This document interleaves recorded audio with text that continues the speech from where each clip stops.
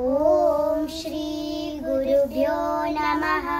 ओम श्री परमात्मने नमः। ओम श्री ललिताम्बिकायै नमः। अथ गीताध्यानश्लोकः।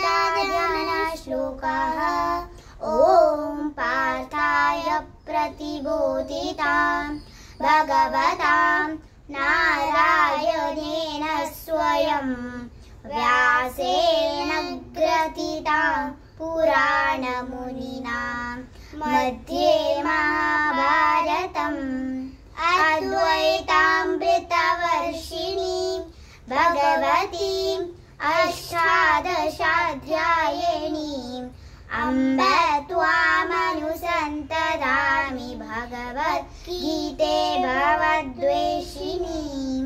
नमोऽस्तु ते व्यास विशालबुद्धे पुल्लारविन्दायतपत्रनेत्र येन त्वया भारततैलपूर्णः प्रज्वालितो ज्ञानमयः प्रदीपः।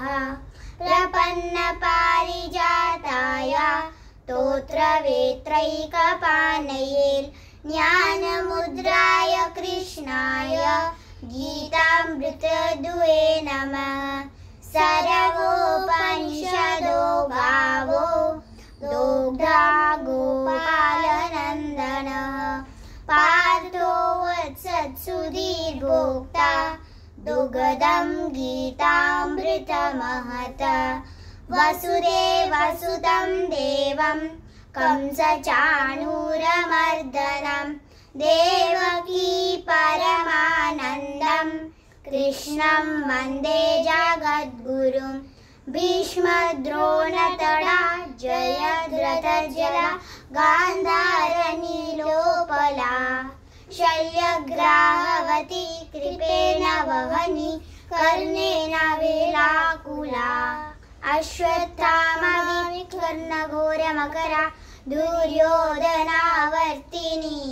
सोत्तीर्णः खलु पाण्डवैरननदी कैवर्तका केशवाः।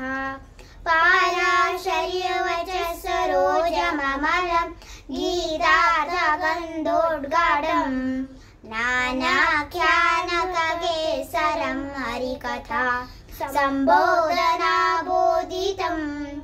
लोके सज्जनषट्पदैर्हरः पेपीयमानं मुदा भूयाद् भारतपङ्कजं कलिमला प्रध्वंसिनः श्रेयसे।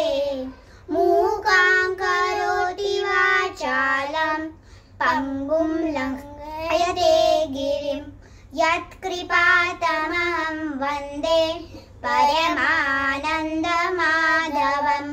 यं ब्रह्मा वरुणेन्द्ररुद्रमरुतः स्तुवन्ति दिव्यैस्तवैः वेदैः साङ्गपदक्रमोपनिषदैर्गायन्ति यं सामगाः। ध्यानावस्थिततद्गतेन मनसा पश्यन्ति यं योगिनो यस्यान्तं न विदुःसुरासुरगणा। देवाय तस्मै नमः। देवाय तस्मै नमः। ओम श्री गुरुभ्यो नमः। हरि ओम।